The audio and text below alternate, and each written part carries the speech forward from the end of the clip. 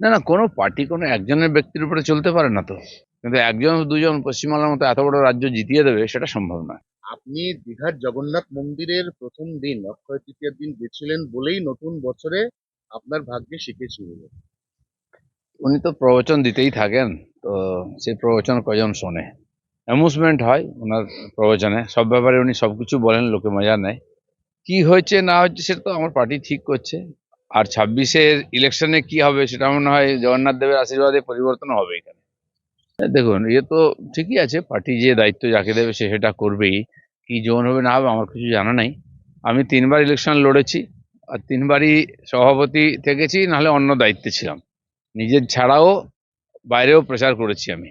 21-এর নির্বাচনে খালি আমি প্রার্থী ছিলাম না, তার আগে 2বার লড়েছি আমি। তো সেই জন্য সেবারে নিজের এলাকায়ও সময় দিয়েছি, বাইরেও দিয়েছি, স্বাভাবিক, এটা করতেই হবে। শুভেন্দু অধিকারীকে এককভাবে দিয়ে যে দল খুব একটা বড় কিছু বাজিমাত করতে পারবে না, এটা দলের শীর্ষ নেতারা অনুভব করেছেন অবশেষে। না, না, কোনো পার্টি কোনো একজনের ব্যক্তির উপরে চলতে পারে না তো। বাকিরাও আছেন আজকে। হ্যাঁ, কিছু প্রমিনেন্ট ফিগার থাকে যাদের অভিজ্ঞতা বেশি, যাদের পরিচিতি বেশি, তাদের তো গুরুত্ব দিতেই হবে। কিন্তু একজন দুজন পশ্চিমবাংলার মতো এত বড় রাজ্য জিতিয়ে দেবে সেটা সম্ভব নয়। না, দেখুন, সে হতে পারে, এক একজন ব্যক্তির এক একটা বিশেষ পরিচিতি থাকেই, জায়গা থাকেই। কিন্তু পার্টিও এক্সপেরিমেন্ট করে যে কাকে দিলে কিভাবে হবে। তখন তার ইলেকশন লড়তে হয়নি, পার্টি ভেবেছিল যে বিভিন্ন মুখকে আমরা একবার করে প্র্যাকটিস করি, তাদের সামনে আনি, মানুষ কিভাবে রিয়াক্ট করে। তো সেটা দেখার পরে তারা ডিসিশন জানিয়েছে, এখন ইলেকশনে এখন যে সবাইকে নিয়েই লড়তে হবে, লড়াতে হবে। আমার মনে হয় সেই প্রক্রিয়া চলেছে। গতবারে আইএসএফ নিয়েও এরকম চর্চা আপনারা করেছিলেন, ভোট কাটবে, কি হলো পরিণাম? কিচ্ছু হয়নি। আমার মনে হয় কোনো না কোনো পার্টির সঙ্গে সেটিং হবে। গতবারে তো আইএসএফ অনেক বড় বড় সভাও করেছিল। আজ পর্যন্ত নিজের এলাকার বাইরে হুমায়ুন কবির বেরোননি। ওনার পার্টির কি ভবিষ্যৎ হবে, কি চান, উনি তো সকালে এরকম বলেন, বিকালে এরকম বলেন, তার স্ট্যান্ড পয়েন্টও ঠিক নাই। তো এটা করলে তো মানুষ বিশ্বাস করবে না। যদি নতুন পার্টি করে লড়তে চান, ঠিক করুন, পরিষ্কার করে ঘোষণা করে দিন ওনার কি উদ্দেশ্য। তো যারা চায় তারা তাকে সহযোগিতা করবে। বাকি উনি আমার মনে হয় দাম বাড়াচ্ছেন বা জল মাপছেন যে কার দিকে গেলে আমি সুবিধা বেশি পাবো।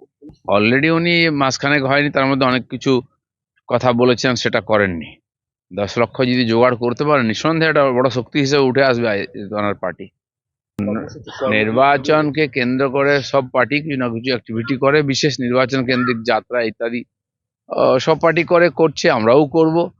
তাতেই ইলেকশন জিতে যাবে? ডায়লগ দিয়ে যদি ইলেকশন জিতে যেত তাহলে তো অনেক কিছু হয়ে যেত। এক সময় জবাব দিতেই হয়। সিপিএম যখন জিতছিল লোকে হয়েছিল অজেয়, কেউ হারাতে পারবে না। আর এমন ভাবে হারলো, আর খুঁজেই পাওয়া গেল না। বিজেপি 3,500 পথসভা করে ফেলেছে, পঞ্চায়েত স্তরে, ওয়ার্ড স্তরে করছে। তো এটা আমরা অভিযান শুরু করছি 1 মাস, যে এটা পথসভা হবে, এই জানুয়ারিতে জনসভা হবে, আমাদের রাজ্য সভাপতিও ট্যুর শুরু করবেন উত্তর থেকে দক্ষিণ, আমরাও থাকবো। এ তো চলতেই থাকবে। তো ওরা এক ধরনের বলবে, আমরা তার কাউন্টার করবোই। তার কারণ বিরোধী পার্টির দায়িত্ব হচ্ছে সরকারের ভুল দেখিয়ে দেওয়া, মিথ্যাচারকে ধরিয়ে দেওয়া। আর সেটা পশ্চিমবাংলার লোক এখন সব বুঝে গেছে, আর বোঝাতে হবে না কাউকে। তাদের মাস শেষ রাতে শীতকালেই শীত ঘুম ভেঙে আবার দিলীপ ঘোষ স্বমহিমায় মনে করছে রাজনৈতিক। শীতঘুম ভাঙেনি আমার। আমি প্রত্যেকদিন এখানে পার্কে আসতাম, এখানেই বাইট দিতাম। এখন কার কাছে কার গুরুত্ব কম বেশি সেটা তারা ঠিক করবে। দিলীপ ঘোষ যেখানে ছিল সেখানেই আছে। পার্টি যখন আমাকে কাজ দিয়েছে, যখন, সেটা আমি করেছি। এবারে নির্বাচনে যে কাজ দেবে সেটাও করবো। সমমহিমা কি, এখানেই তো আপনারা রোজ আমার কাছে বাইট নেন। সেই জন্য আমার কাছে নতুন কিছু না, পার্টির কাজ করতে হবে। পার্টি ঠিক করবে কাকে দিয়ে কাজ করাবে, সে ব্যাপারে আমার কিছু বলার নেই। দেখুন, কংগ্রেস থেকে বেরিয়েছে টিএমসি, সমস্ত বদগুণ নিয়ে এসছে। তো সেগুলো তাদের ডিএনএ এর মধ্যে আছে, মারপিট করা, খুন করা, দুর্নীতি করা। তো কংগ্রেস যেমন গোষ্ঠীদ্বন্দ্ব করতে করতে শেষ হয়ে গেল, টিএমসি এর সেই রোগটা এখন প্রকট হচ্ছে, যত ক্ষমতা চলে যাওয়ার সম্ভাবনা হচ্ছে। তো এই লড়াই চলবেই। প্রতিষ্ঠা দিবস হয়ে গেলে কেউ জানতে পারলো না, মারপিটের ছবি আমরা দেখলাম টিভিতে। এই হচ্ছে টিএমসি। না, আমি ভোকাল টনিক কোথায় দিলাম? আর কোনো কাজও শুরু করিনি এখনো। আপনাদের আগ্রহ, মানুষের আগ্রহ যে কি করবে না করবে, আমি সেটাই বলেছি, পার্টি যা ঠিক করবে ওটাই হবে। এখনো কিছু কাজ শুরু হয়নি, হোক, তারপরে কি হবে দেখা যাবে। অমিত শাহ আপনাকে কি বলে গেল, এমন কি বললো? অমিত শাহ আমাকে কাজ করতে বলেছেন।